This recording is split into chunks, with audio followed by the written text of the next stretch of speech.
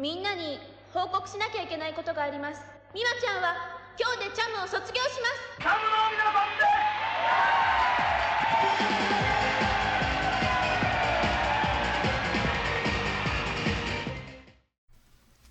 And we're live. Yes. We're back. And We're back. if you hear any cat-related noises, that is because I'm being joined right now by our lovely co-host, Victoria. She's here to smush her face into the microphone. We have another guest too, and he's also a cat. Oh my god! I think he's one of those. No, don't introduce me like this. You This know isn't who I am. It's not who I No, am. I'm messing with him. This is well, he can introduce himself. I'm Lyonn. Hello. I draw things. He is in fact an extremely large cat that has grown thumbs. He can use a computer. It's amazing. Where can we find you, Lion? You can find me at lyonn.tumblr.com, or I think actually there's a link to my Twitter on my blog, and I spelt it out so you're not thinking it's like Lion at tumblr.com. That would be... To make it easy, I'll link to all of his stuff in the description down below. Okay, so last time we talked about Mission Hill and Rocco. We were in America. Now we're going to the scary place on the other side of the world Los Angeles. called. That is a scary place. We're Going to a place called Japan. back at it again at the Krispy Japan. Kreme. Back again at Krispy Kreme, and this time this is the Japanese Krispy Kreme. I wonder if they have Krispy Kremes in Japan. They got to. I'm sure they do. They have Domino's in Japan. They got Yeah. everything in Japan. They probably have better Krispy Kreme in Japan. They probably have those delicious sweet bean buns over there. That taste Those way aren't- better than donuts. Wait a I've minute. had a couple of those. Krispy Kreme red bean buns, whatever they're fucking called. I'm gonna look this I wish- up. I don't want to... See if they got Yeah, I wonder what. I know what it... Do they... What's the difference between that and a jelly-filled donut besides the glaze? Jelly's disgusting. Well, jelly in a donut's disgusting. I'd rather have red bean taste. It's usually way too sweet, and it's that kind of way too sweet where it's like you put it in your mouth and your fucking teeth hurt. Yeah, exactly. It's like why would you do this? What's it gotta be like that? Okay, so I'm not finding anything about Japanese Krispy Kremes per se, but they did have a Japan collaboration last year. What are these flavored like? Gojira. Sakura, which is apparently something that's just kind of a sweet and savory type of thing. Yuzu, citrus of some kind. I think it's Mizu. No, it says yuzu. Why yuzu? Oh. With the... Oh, okay. And Kuromitsu and green tea cake. That actually sounds really good. That sounds. That last I was gonna say that sounds delicious. Yeah. And they introduced different coffees or something. Ojicha latte and just Ojicha, which is a type of green tea apparently. Okay. We didn't get paid for that, by the way. I actually just went on Google to find that shit. We're doing this for free, goddammit. Get a sponsorship. All right, got the check, guys. But besides donuts and weird coffee, the other thing they have in Japan is anime. Oh my But that god. sucks. So let's talk about good anime. Yeah, let's talk about Moblobs. No, we're gonna be talking about Satoshi Kon or Satoshi Yeah. Kon. How do you say his name? Lion, you're probably the expert here. I say it Satoshi Kon. And that's how I've always said it. Okay. I was wondering about that before today, too. Like, am I going to get on here and say his name right? But... He says like a damn American. That's what counts. Yeah, we're dummies. We don't know how to pronounce anything. We're big stupid. Why you guys even listen to this? Well, at least we're Go at listen least to- we're not saying Satoshi. Oh God, no, don't. Satoshi No, you're hurting my soul. You're taking his human veins. No. Alright. Usually we talk about, so the first two podcasts we talked about like two particular shows. On this show we kind of want to vary it up. Sometimes we'll talk about movies, sometimes we'll talk about particular creators, sometimes we'll talk about TV shows. But it's all related to animation. So this time we're going to talk about the filmography of our boy Satoshi Kon. Satoshi Kon, he was a Japanese animator and film director. He was born in 1963. He was an animator for like most of the 90s, I think. He worked on stuff like Pat Labor 2 and the JoJo's Bizarre Adventure OVA. The good he one. Animated on one of the episodes. The good one. The 93 one. Not that 2001 one. That's not that good. He wrote, I think he wrote, animated, and directed one episode in particular. There is a sequence in particular that's definitely his, and he may or may not have had a hand in directing other parts of other episodes, but when I was looking this stuff up, he was credited as a writer for 5 out of the 6 episodes of that. So he may have been a writer or co-writer. It's not entirely clear. So, in 1997, he started directing films, animated films, and his first one was Perfect Blue. It's based on a novel. A lot of his directing style and animation is inspired by the film version of the Kurt Vonnegut novel Slaughterhouse-Five, especially the way Oh God, Satoshi Kon. Frank, no, don't purr in the microphone. He's going for it. He's a fan too. He's a big fan. He loves Kurt Vonnegut. He's really excited. Are we just gonna leave the purring in? That's I think it's funny. cute. So, yeah. Well, he's right here, so you can probably hear it. Kon, he unfortunately passed away a few years ago in Yeah. 2010 of pancreatic cancer, but his filmography has inspired a lot of people, most notably Christopher Nolan, who created the film Inception. He directed it, and Inception was heavily inspired by Satoshi Kon's last feature film, Paprika, which came out in 2006. While you need to look up the director of Black Swan, because that name is going to be important. Oh, Darren Aronofsky. He was also heavy. A lot of guys are inspired by Kon. Yep. A lot of live action guys. I guess that's kind of his claim to fame. He was a guy who kind of like a lot of animators and live action directors alike were inspired by Kon's work. Now, I was wondering if either of you have seen the scene-by-scene comparisons between Paprika and Inception. Yes, I have. I think I have too. Inception is like an unofficial adaptation of that. It's crazy. There was one shot in Requiem for a Dream that I think they bought the rights to use from Perfect Blue. Oh, which scene is that? It's where she's in the bathtub. And Yeah. It starts out from the bird's eye view, and then she curses under the water. They like recreate that shot. Oh It's yeah, the when same. she's like screaming under the water and it's like muffling it. As a little bit of supplementary material to this podcast, check out a video by the YouTube channel Every Frame of Painting about Satoshi Kon. I'll link that in the bottom. It mostly just talks about his editing. I might refer to it a few times because it's a good video, pretty short, pretty informative.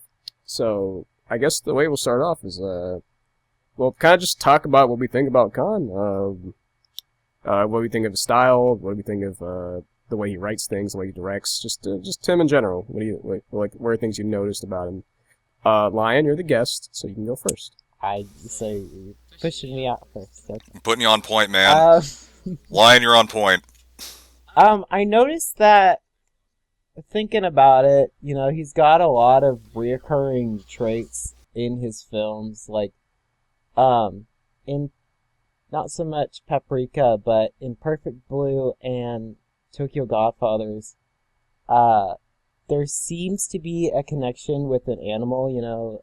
Mima has her fish, and the whole plot of Tokyo Godfathers starts out from that feud with the main character's dad over the lost cat. And I feel like that's used. We're talking about cats again. I feel like that's used as a. It always comes back to Cat that. number It's 4. always that signifies some sort of loss, and it creates a rising action a lot of the time.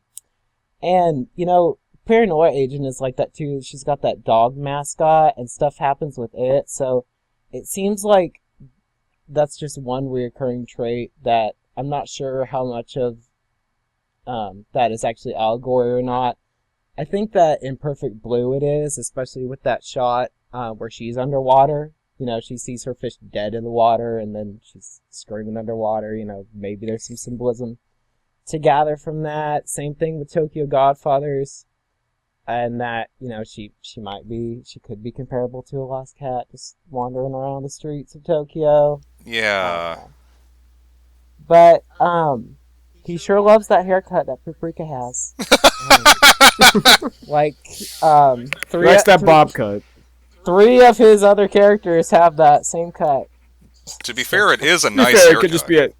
It is a nice It haircut. is. Also, it could just be a trendy thing in Japan, for all I know. I also like that the main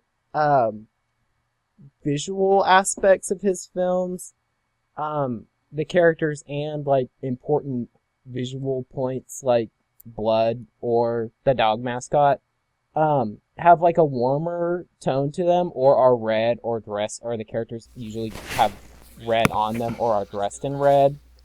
And it stands out a lot with the backdrops that he chooses, like in Perfect Blue and Tokyo Godfathers, the backdrop is, pale, the cityscape. So with very lively characters, as the cast is, they really stand out. And same with Perfect Blue to some degree, except in Perfect Blue and Paranoia Agent, it's more of a, I haven't seen Paranoia Agent in a long time, but I feel like, it was a city, but it felt very familiar, so you weren't very lost in it. You could focus on the colorful characters, and it just has such a nice range of the feel for different people, and it's like you're watching actors on screen, but they're animated, and that's something that I really like about his films, is that you forget it's drawn sometimes. I think it's kind of the strength of two things. The strength of his character acting. Right.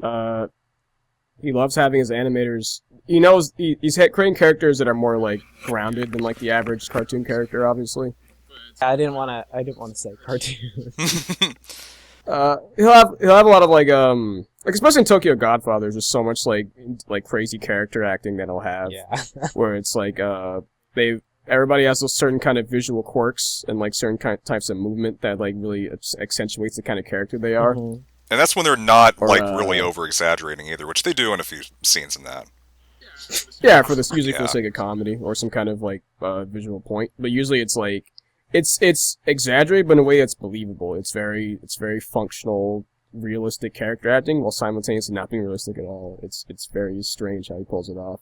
Comedy. I think my favorite example of that is probably Dr. Takeda from Paprika, where it's he's just this big fat piece of shit. But it's the way he moves around is so particular of that kind of body type and this kind of mannerisms, and it's really interesting to kind of see.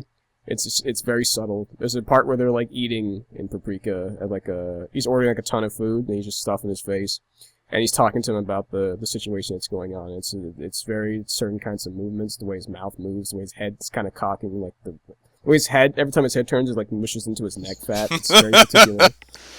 I love his attention to gross detail like that too. Yeah. Well, there's a point that I hope that we get to touch on that I'm just going to make very briefly here with regard to the character acting in both the subject matter and the execution of a lot of his work in general. His greatest strength was not so much a particular visual style, even though he definitely has visual quirks, he has ways of drawing characters and scenery and stuff like that he definitely prefers. But his greatest strength is actually his command of the psychology of his audience.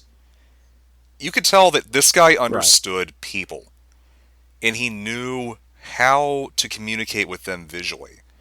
So even if a scene in any of his works is not especially striking on a visual level, it doesn't have to be, because it's communicating loud and clear to the audience. It's keeping you connected with what you're watching. The character acting is a great example of that, because that means that both he and his team were really getting into the minds of these characters and like really understanding their mannerisms and how to make them seem like people, and how to make them seem like people to other people. It's not just enough to say that, X character has Y quirk. That's how you get believe it.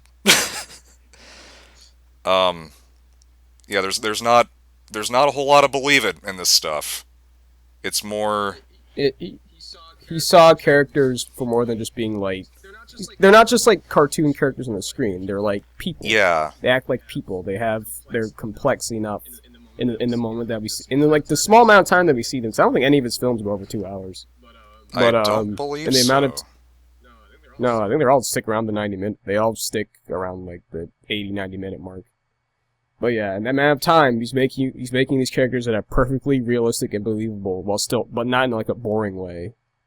Like you see, you look at something like Captain Planet or He-Man, and it's like they're trying to go for like the realistic proportioned characters, but they're just kind of dull in the way they move and act.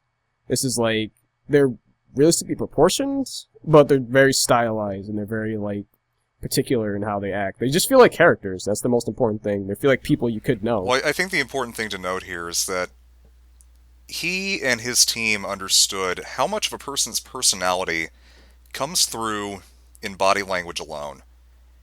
And that is the biggest component of why these feel like people, and why you can take just about anything, and if you apply that logic to it, you're going to form a personal connection with it, because you can understand on a subconscious level what that character is, what they're doing, what their state of mind is, and so on. And not just in his character acting, but also in the way the story is conveyed to the viewer. He really understood how you were going to think. And I think that the greatest example of that, at least in my opinion, would be Perfect Blue. The use of juxtaposition, the use of the matched and dissolve cuts, and just the general... We'll get into that, because I won't talk about editing, but keep going. Well, just without getting into too much detail about that, the way that is edited is very, very deliberate. And it's meant to not necessarily preempt your thinking, and not necessarily to confuse you for the sake of confusing you, but it's putting you in the mindset of these characters.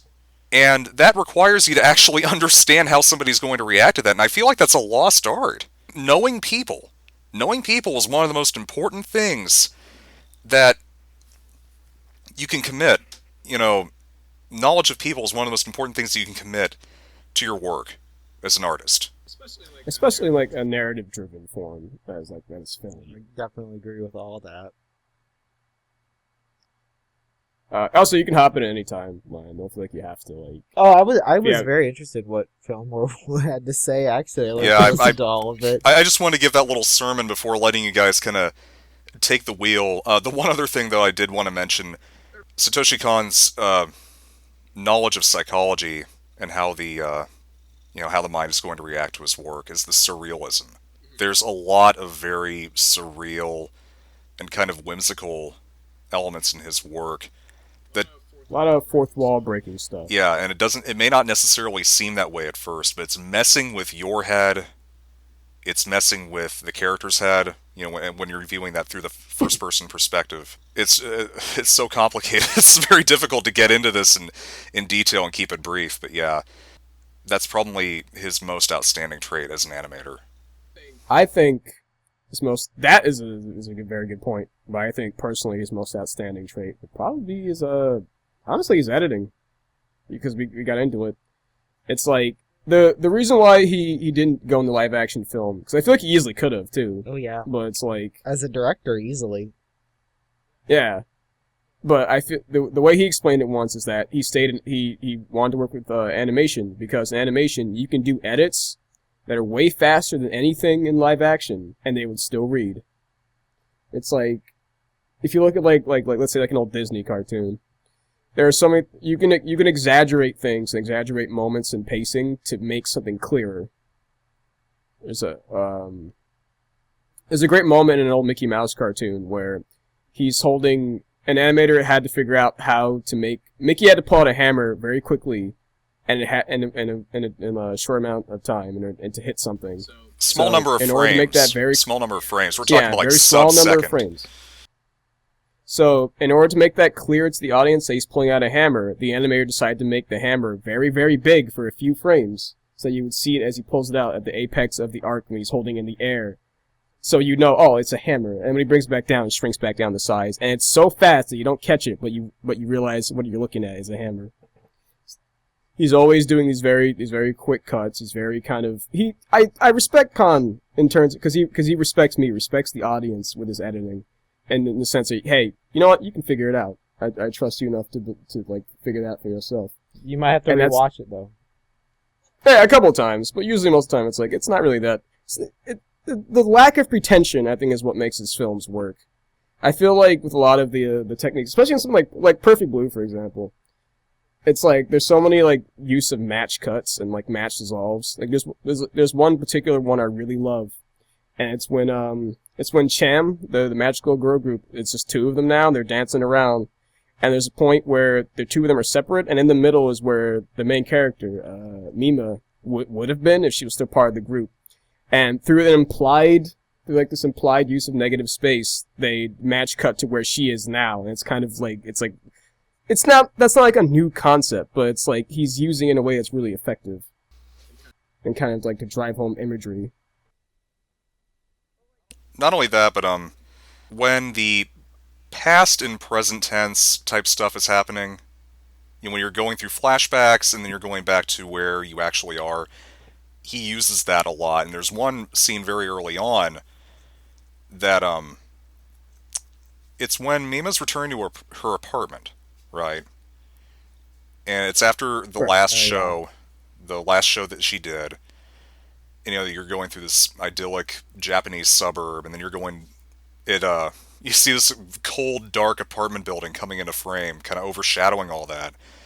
And she gets to her door, opens the door, and you see her opening the door from one side, and then you see the other side of another door opening, and you don't know for a brief moment where she is or what's happening, but she and her agent walk through. She and her agent and some other people come through this door in a completely different time period, but it's a perfect, you know, it's a perfect match from one scene to another. Yeah. And I find that kind of stuff interesting, but I find it very interesting in that particular case. I'm going to be talking about that movie a lot. Good. That's fine. It's great. It's good. It's great.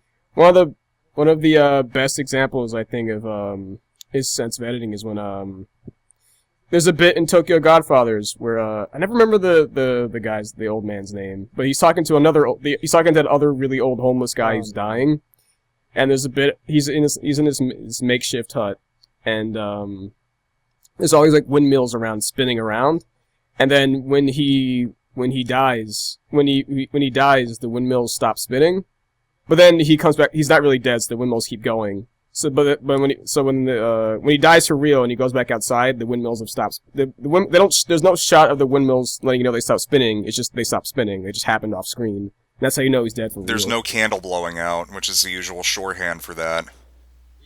Yeah, if it was any other director, they'd make it as obvious as possible. They'd make it like to the point where it's obnoxious. Here, it's just kind of like, if I show it to you the first time, and you understood what that means. So now the second time, I don't have to show it to you again. You can just assume what happened. And that's kind of the recurring theme here, is that he has faith in the intelligence of his viewer. A lot of the things that are done in Perfect Blue, if they were handled by anybody else, I feel like there is a risk of them coming off very ham-fisted. That movie is like a fucking trapeze act. It's just gallivanting down the edge of disaster. One false move and it all falls down. But it sticks the landing. One thing that's like well done is that he's also like a lot of Kon likes to use a lot of foreshadowing for things. Oh yeah, he does. That's why I like going back and watching his stuff again. You know, you can notice things each time you watch it. I've seen like each of his films 2 or 3 times at least, on average. What's a favorite example of that for you? I want to say Perfect Blue, but there's also a lot of stuff that's in Tokyo Godfathers that's in the background that's related to things further down in the movie. That it's a little more subtle and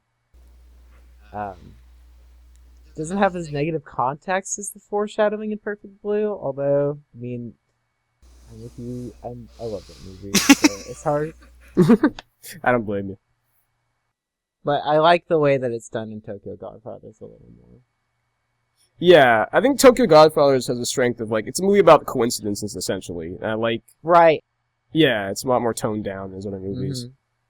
It's weird. Tokyo Godfathers feels like a... It still feels like Kon, but it feels like a completely different kind of, like, Satoshi Kon movie. It's like, it's so kind of...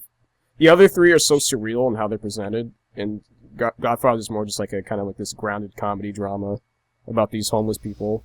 It doesn't really get into the kind of fairy tale / psychosis stuff until the very, very end. Yeah, and even then, it's not even that intense. It's just kind of, it's more like it's more believable. Yeah. Well, there's the Christmas Miracle, which is the scene with the that big long piece of cloth and saving the day. I think my favorite example of like foreshadowing he's ever done is probably beginning of Millennium Actress. The entire point of Millennium Actress is about, it's kind of the idea of like how we get wrapped up in stories and how we get wrapped up in like what's going on and like what's happening to other people. And there's a bit at the beginning where he's Genya, the main character of sorts, he's watching, I guess he's like the secondary main character.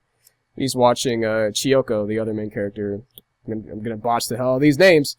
Chiyoko. Chiyoko's she's in some kind of like space movie, and it's part with the rockets launching away, and then it starts. Obviously it's a rocket, so it's rumbling around. But then an earthquake happens within in real life where Genya is, and it's not a bad earthquake. It just kind of happens, and he's like, "Oh, what the heck was that?" So flash forward, it foreshadows two different things. That one is more literal, where like another earthquake happens here in the movie, and Genya it causes, when they're in Chiyoko's house, it causes like a kind of structure in the top of the ceiling to fall down and almost hit Chiyoko, but Genya saves her. And the other thing is that it's in a weird way, the rocket launching off and causing the rumble, and which leads to the earthquake, is kind of like it causing something to happen in real life, which is kind of the point of the movie, because Genya gets involved in the story, and he enters the story himself. I think that's kind of really interesting. It's a very strange way of like foreshadowing something, but it works. And the way that you don't even have to think that hard about it. It's like that's why I just like Kon. It's like you don't have to. He's not trying to make it like too hard for you to think about it. Not to say he's dumbing it down, but it's like he's doing it in a way where it's like, you know what, even the average moviegoer would be like, yeah, you can still get something out of it. Well, he realizes that he doesn't have to dumb it down. That's like part of knowing his audience, like you said earlier, really. Yeah. Visual callbacks work because, especially in your short-term memory, when you see two things that are similar, your brain recognizes that. Even if you don't know the context of it yet, you know that those things were related, and that's kind of what starts that whole train of thought of forming that association. You're beginning to figure it out. You don't have to be told that these things are similar. And that's, again, one of the defining qualities of his work is that he knows how people think, how people react to imagery, how people react to visual storytelling. On the topic of foreshadowing and stuff like that, you mentioned the fish from Perfect Blue, Lyonn? Yes. That factors into the mystery. And yes, it does. The whole fake apartment. And Almima comes to in this apartment where the fish are alive, and that's when she realizes, that's not her apartment. It's like the big twist ending. Yep. And the fish being alive or being gone, that comes and goes, and it's not an oversight. It's messing with your head, and it's messing with her head. I really like that. I think that it's to start off that showing them die in such dramatic detail, even that just pushes the point even further. Just to burn it into your head. Yeah, it's like, this may have actually happened. That's all she had. All she had was those damn fish. And now they're gone. Yep. And then, some people die in terrifying ways. But anyway. It's, But that kind of... I'm just imagining that the scene where the dude gets his... it's like the Angel of Love blaring on the boombox, and the elevator door opens, and the guy... The screenwriter, I forget his name, but yeah, it cuts to him, and he's like, he's been... It's like fucking Silence of the Lambs in the next scene. But set to J-pop. Yes. That scene was fucking creepy. I loved it! I love it too, but that was fucking creepy. And you're thinking, because the movie's been kind of setting up to this point, this theme of people getting run over, and he's in the parking garage, it's fucking with your expectations. You think he's about to get run down, and that song is coming from a car. And it's not. It's the boombox in the elevator, and the next thing you know, yeah. That's actually something he does a lot. It's like, he likes red herrings. He loves them. Especially, I mean, it makes any good mystery usually have a few. But like, not only just Perfect Blue, Paprika has the red herring with like, you think that, what's his name? Himuro is the real villain who steals the DC Mini, but it's actually the chairman who runs the entire company that makes them. He's actually the bad guy, and for a very dumb, petty reason. Because he doesn't want anybody to ruin dreams. But in reality, he just wants to be all-powerful god. Which, that's Paprika for you. He wants to be, oh no, I feel like an idiot for forgetting his name. He wants to be Johnny Depp. He wants to be a big naked man who eats all the city, and then another naked woman eats him. Paprika's a weird-ass yeah. We're not going to get into any of the subtext of that most people on the internet are thinking. Of that movie. I'll say this: people say Paprika didn't make sense, and I don't get that. I've seen it's like what? I guess if you're not thinking about it too hard, sure. I mean, it's weird, obviously, but like I think if you can get pretty much everything you need to get out of it the first time in terms of like the story and what's going, like the symbolism. I would think that kind of thing would only make sense if you just haven't been perhaps initiated in a lot of just fiction in general. You haven't watched enough anime for this yet. You need to start. You need to go over here and you need to start with Spirited Away, and you can work your way up from there. It's time to graduate from K-On! It's time to take a step up from DBZ. Oh god. Can you imagine Satoshi Kon's DBZ? Probably would be very interesting. A lot better. I want to see more psychological Goku. When they go into the hyperbolic time chamber. Oh my god, could they expand on that weird character trait that he kind of revealed about himself in Battle of the Gods, where he's like, I kind of don't like this, but I do it anyways? Sure. Didn't he have a line like that when he was battling Beerus? Something like that, yeah. Wait, which one's the one with Broly? It's Legendary Super Saiyan Broly. That's like 3 movies. Which one? I don't know how to answer that. Yeah, the first Broly movie. What about it? No, I thought that was the name of it. The first...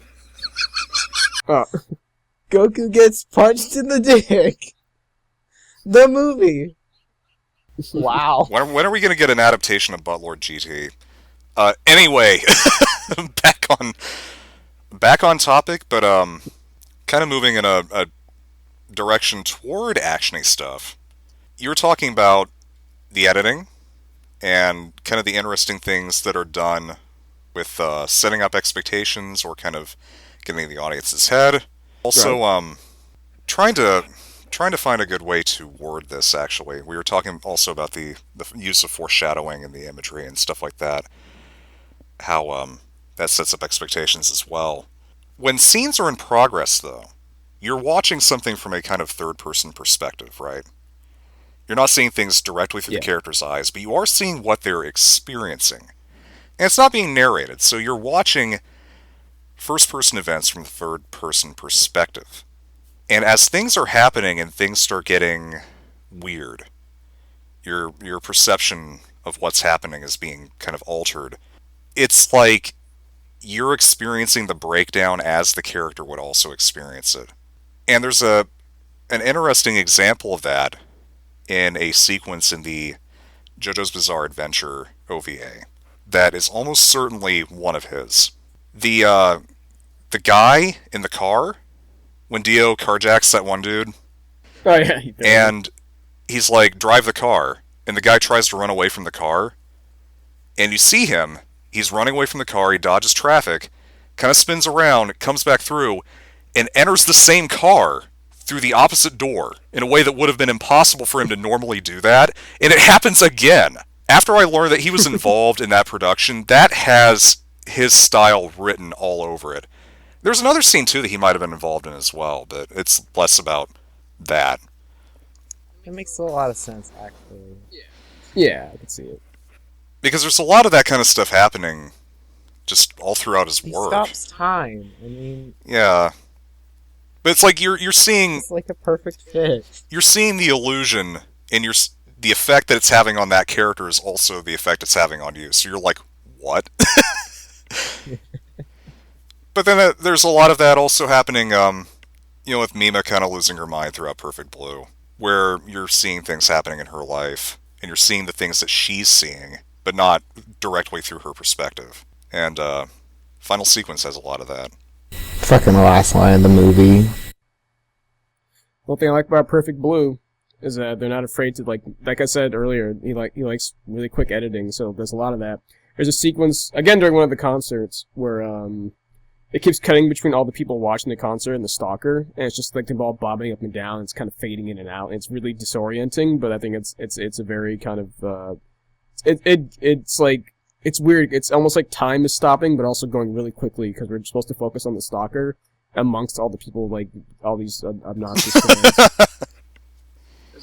There's also, like, again, and that's one of the crowd scene, there's a part where Mima's act is on stage, and a bunch of people are taking pictures of her, and it cuts to, like, through like, that's the crazy thing about Kon, like, not only am I editing visual, I'll edit it through sound, where it's, like, the camera's flashing, and then, like, the next one part of the camera flash noise is cut off, and it cuts to the next guys in the crowd of a concert taking pictures, too, and it's like, whoa. Yeah. And you don't get lost, it's so fast, but it works. I don't know what amount of involvement he had with sound design, but I'm going to assume, it's very deliberate on his part as well, because it matches what's happening visually, so, you're going to use pretty much everything you can to make these things work. Well, if we're talking about sound design now, so a lot of the music in these movies have a very kind of electronica sort of techno kind of slant, and for Perfect Blue, it's really clear in that, but like the later films were composed by Susumu Hirasawa, who has worked on a lot of he's worked on a lot of animes and movies and stuff, and Kon was a very big fan of his work, so we got him to do music for Millennium Actress, and so on, and that's why the music in like Millennium Actress, and especially Paprika, have a very certain kind of. If you ever seen like Akira and the way music was done in that, it's very similar to that, where it's like we're having like this kind of electronica, but it's also like lots of like tribal and wind instruments kind of going on, like drums. The opening to Paranoia Agent is definitely like that. Yeah, I think he might have composed music for that. I forget. I think he he at least did. must have done it. Yeah. It was a great bit. Again, back to what? I guess your favorite's Perfect Blue, Fillmore. I'm assuming. Yes. But that's fine. I think you could have any of his movies be a perfect favorite because they're just all great. Honorable mention to JoJo 94. Yeah, of course. But there's a great bit where everybody in Perfect kind of has like a theme sort of, and the stalker has his theme. And when he first sends that fax to Mima, the fax machine noise bleeds into his theme, and that's kind of crazy. It's like this industrial track, and it uses the fax sample as part of the beat, so it just blends into it perfectly, and that's his theme song. I really like the soundtrack of Perfect Blue, and I'd love that part where it cuts from the noise to the actual like The song. song. Alright. Any other, like, closing comments on his, the way he directs and stuff?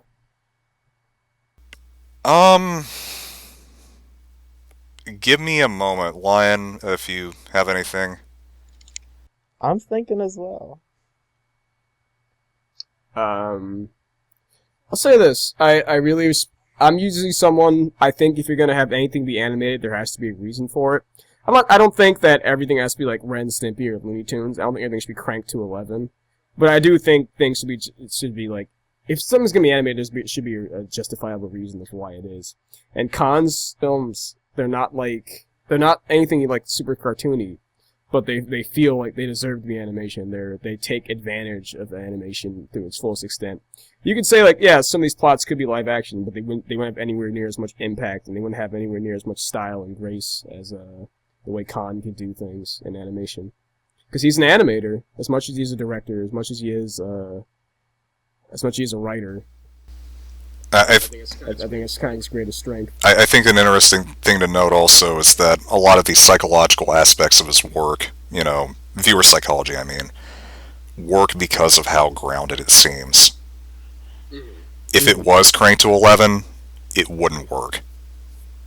I don't think you would have that same connection. Except for the times where it is cranked to 11, like Paprika, and that still works because it's not cranked to 11 the whole time. You're emerging from the grounded scenario. Same with Paranoia Agent. Paranoia Agent did that a lot. He's cranking the dial as it keeps going. It doesn't stay at 11. It doesn't start at 11. He's just turning it up. And then things kind of get insane for a while, and usually you come right back down. Sometimes suddenly. I think if anything, there's something different to be taken away from each of his films, whether that's influence as an artist, something about how you look at life, or just enjoyment. There's such a variety, but all of his films have such a unique style to them that, he's got such a good feel for, the character acting and everything we touched on, really. He's just a great director. One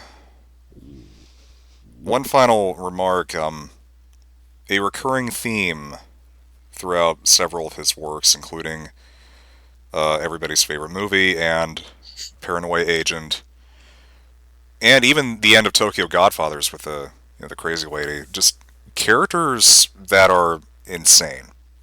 Characters that are losing their mind, and the topic of psychosis, and especially in Blue and Paranoia Agent, the idea of shared psychosis. And he never got to do anything with Dream Machine. Well, let's talk about our particular favorite films. That film where we obviously know yours. Yes. We've spent the whole time talking about it. I think I've already done my part. I'll say one last thing about... Actually, let me say one last thing about Perfect Blue. And this also ties into how he designs characters. Realistic, but still very distinct for every character. And there's kind of... Again, all of it ties in, like, everything. That goes back to, like, foreshadowing, too. I like that Rumi, she has the far apart wall-eyed look. It's not... And then you look at the stalker, and it's kind of like, oh... Yeah. You don't initially realize it at first, but you kind of think about it. It's like, oh yeah, it makes sense that he's kind of indicating you right off the bat, like, yeah, these two are connected in some way. But at the same time, it looks way weirder on the stalker, and that's of course deliberate. Yeah, it's more distracting. If anything, it's making him have the weird eyes seem more innocent. Yeah. Which yet another there's a mountain of red herring in that. Yep. Alright, Lyonn, what's your favorite Satoshi Kon film? Yes. I guess I'll be the odd man out here. I did think about it really hard. I was like, the first Satoshi Kon film I ever saw was Tokyo Godfathers, but it's not. I love it a lot, but it's not my favorite. Paprika it's really well done, and it's lots of great animation. Lots of really good use of CGI too for backgrounds and very certain sequences in the dream world. But I'm gonna say my favorite is Millennium Actress. I was kind of surprised when I was going back through it all, the one that kind of that stuck out to me the most. And that's because Millennium Actress, I would say, is the simplest of all of his films in terms of, like, what's going on. All it really is just, here's one character telling a story to the other character. But it's a meta commentary about, like, how we get wrapped up in, like, stories, like I mentioned earlier. Or in this particular case, how film can impact somebody. And it's like, there's way more things going on than that, but that's kind of the thing I kind of took away from it. If it was any other director, they would screw this up so bad. It's a delicate act of, like, we're destroying the fourth wall. It basically doesn't even exist in this movie. But it's a strange way. It's like, there's a fourth wall there's still technically a fourth wall. The characters don't ever acknowledge the audience, but the visuals do. The characters are getting into the story, literally, because now they're part of the movies that Chiyoko-san has been in. And, they follow her through these adventures where it's like, they follow her through this chase to find this man that she loves. Through all these different films that she's been in, and they're all kind of tangentially related to what's going on in her life. And it's subtle, but simultaneously it's like, it's not in a way it's like pretentious or like way it's like you wouldn't get the first time through. You could totally, it's easy to get. I saw this movie when I was like 17, and it wasn't that tough for me to kind of figure out what's going on. I was very dumb. I'm a dumb 22-year-old. I feel was an so even dumber 17-year-old now. Don't worry, I'm probably older than both of you. I watched his movies in high school too, shit. Would you say that the fourth wall is being broken for the characters more than the audience? Yes, that's a good way of putting it. It's more about these characters are just they're entangled in this narrative. They are the narrative, basically. I think that's a very important distinction to make.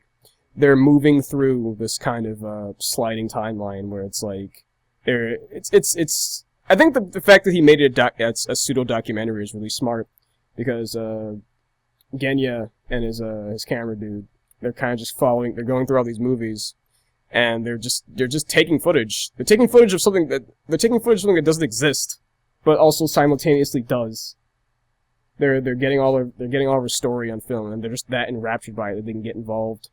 I like that Genya's always some kind of character that saves Chiyoko or helps her in some fashion, because it's again more foreshadowing. When he was younger, he actually saved Chiyoko for real when an earthquake happened when they were younger, and a piece of a set fell off that she was working on in the movie and almost hit her, and he blocked it. And then he does it again at the end of the movie when she's an old lady. And I don't know, something about that is just seeing this man who just he's in love with this person who makes something that is really dear to him, these films, and getting wrapped up in her story. Putting himself in the story as well. It's that kind of mentality. It's like, I'm in the movie. I'm envisioning myself in this. He wants to be the one who helps her out. That's what he always wanted to be, and that's what he does. And I like the decision of having his deadpan camera guy with him all times. What's his name? This is killing me. He's like a deadpan guy, and he's kind of like, yeah, I'm on for the ride. But even he eventually is kind of like, I'm getting in this too. I do feel something, or at least I can understand Genya's admiration for Chiyoko, and I don't know. So it's very powerful to me. But Paprika comes a close second, though. Paprika just because of it's the best, and it's definitely his best looking film. Yes. I don't think anybody's gonna fight me on that. Yeah. Best looking in terms of what? In terms of like animation, in terms of sequences, okay, just like the complexity of what's going on. Yeah, it looks very nice. That's fair. I don't know. I like his other color schemes. Totally. I can like color-wise, I can totally agree with you on that. But the amount of I'm just specifically referring like motion, like movement, well, yeah, no contest on that. How stuff is constructed and how these really I don't know, a lot of you could say like the CGI backgrounds it was a very smart decision to be for like really trippy sequences, like when Konakawa, the detective guy, he slides through the ground. In the first part of the dream sequence, and he falls to the ground, and like everything crumples in like paper when he's in the hallway. And that's also foreshadowing again, because it happens for real, and everything's connected with this con, man. He knows how to do There's the earthquake stuff from Millennium Actress. There's the people getting run over, including you brought this up before when Mima's looking at her reflection on the train. She sees her pop idol persona, and something passes by and actually hits the reflection. And that's like, It makes a noise. yeah, too. it's like, okay, that got run over. We have the guy The trailer's like that too. We have the guy. There's a newspaper clipping. One of the punks got hit, like a hit and run.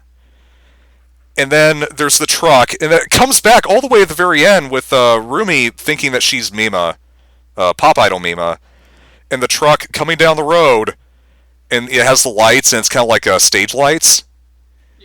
Before Mima dives in and pushes her out of the way. That happens over and over again there, too. So we have stuff falling in earthquakes, we have trucks, we have roots in Paprika. Yes. Where, the bad guy, the chairman, I don't know if he's ever like specifically named or if it is he's only said like once or twice, but everybody just calls him the chairman. Johnny Depp.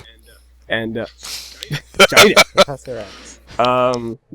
The DC Mini, the little device they used to go into dreams, it resembles tree roots in the way it wraps around your head. And the chairman's whole thing when he's in the dream world is that he turns into tree roots, he turns into tree and he absorbs everything. And that's kind of what happens to... In one part, Himuro, the DC Mini malfunctions, and it starts to grip onto his brain. Like, it starts to grip in. It looks like tree roots. It looks like tree roots are grabbing onto his skull. And it's a really creepy image. And then you kind of understand how it ties into what the chairman's doing. He's kind of like grabbing everybody and trying to absorb him into this weird, like, root system that is him. He's a tree. He thinks he's a big tree. He wants to be the lawnmower man. I was like... He must be a lawnmower. Oh my god. It's Lawnmower Man, but good. Oh, holy shit, you're right. Well, partially. Well, right down to the use of CGI not being terrible. Didn't think that we were going to talk about Lawnmower Man. Anything goes on Termites. Oh my god. Yeah, we don't have a, what's his name? We don't have any max headroom. That's always a plus. I'm sure if Khan had gone to make Dream Machine, that would have been somewhere in there. And then we don't have any, I forget his name. Johnny Depp. No Johnny Depp. Pierce Brosnan? No Pierce Brosnan, though, are we worse off for that? No. Decidedly not worse off for a lack of Pierce Brosnan, Paprika. But yeah, Paprika. Also, not much, I mentioned earlier, this is much of a visual theme, I guess, but coincidence is a theme in Tokyo Godfathers. Yes. And it loves doing that. That's like the whole movie. It's like, it could have easily have been a movie that could have been really contrived in terms of like what's going on, but it's like, no, I guess it's sort of the point. That's kind of what life is sometimes. It's kind of just... That is absolutely the point. That was, I think I remember reading that was intentional. Yeah, it was just, here's a film about coincidence. Here's a film about good things and bad things happening, and there's no particular reason for most of them. They just happen because that's how. Yeah, it's an acknowledgement of life being very coincidental. And unpredictable. Instead of avoiding coincidences, which is what you usually do in a story, it revels in them. Yeah, that's not a bad thing, as long as you kind of understand. Yeah, it does it well. Yeah. So, anything things? I said my piece. Anything you guys want to say? I think I'm good, but I'm still trying to remember whose name I forgot. It's gonna come to me. It's gonna come to me after we're done, and I'm gonna feel really stupid. Wow, we already recorded like almost an hour. Jesus. 67 minutes. We kind of chewed through that. I'm happy though. We got a lot of info. We have 3 minutes for me to remember the name of this guy. Lyonn, do you have anything to add? Yeah, go for it. 3 minutes enough time to sing all of Angel of Love in perfect Japanese without looking at lyrics? You know what, Lion? For you, I'll make that the opening of the song. Please do. People tell me that's my theme song. You're right. But yeah, anything else you want to say? Is that it? There's so much about his stuff that I like. I mean, it's just a huge influence, when I was looking to reach out to, I don't know, more I don't want to say like acknowledgeable, more respectable sources of inspiration, but that's not why I got into them. I don't even remember how I happened upon watching Perfect Blue for the first time, but it gives me hope for people seeing animated works as legitimate mediums, and especially in this day and age, I think that's something that we're moving away from in probably the worst way. I mean, the Emoji Movie. But I want to see this medium. I want to see animated films be treated with just as much legitimacy, with character acting and the pacing and the expression that you just cannot do in live action film. I want that to be treated legitimately and looked at legitimate. Tongue-tied. I just want people to respect animated works a little more, and I think that for someone to see Satoshi Kon's work, you can't not respect the guy after watching all his films. I mean, just go watch it. Just go watch his I respect stuff, him after one film. right? I respect him after the first 20 minutes of one film. Yeah, it's like you immediately get a feel for what he's going for, and the fact that, one, it's not just animation for animation's sake. Two, it's not just, a cartoon, which is why a lot of people don't really seem to respect animation all that much, because they think it's all one thing. What's the term for that? The animation age ghetto? Yeah, the ghetto. Never heard Everybody this assumes before. everything... Oh, sorry? Never heard that term before. It's been used for a while. You're not really gonna hear it on the street though, obviously. But it's like, people think that cartoons are just like Disney movies or Looney Tunes, and it's like, I mean, they'll obviously we're not discrediting those things. Those things are fine. There's a lot of great Disney movies, and a lot of great Looney Tunes cartoons, but it's like Satoshi Kon kind of proves, you can do more with this. You can do more with you can tell stories in different ways. And that's not to say like it has to be a serious story. Most of his stories isn't. The only like really, really serious one is Perfect Blue. Yeah, which is like a straight up murder mystery.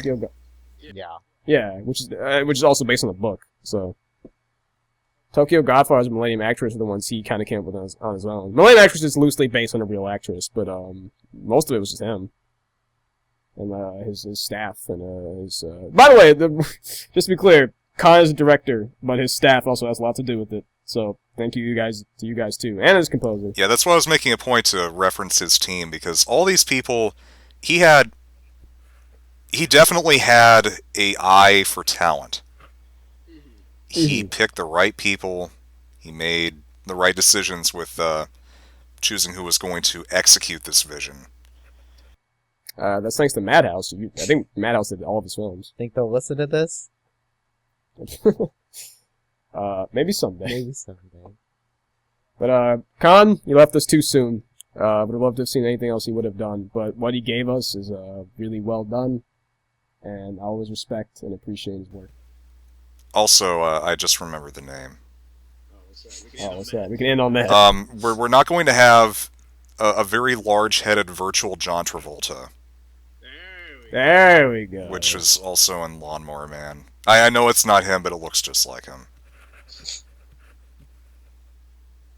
And with that...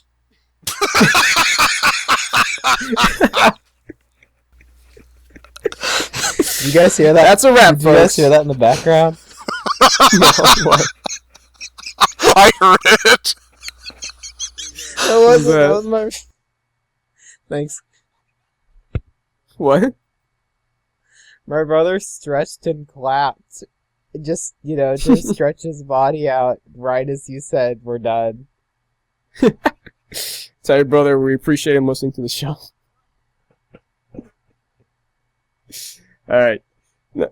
See you guys next time. See ya.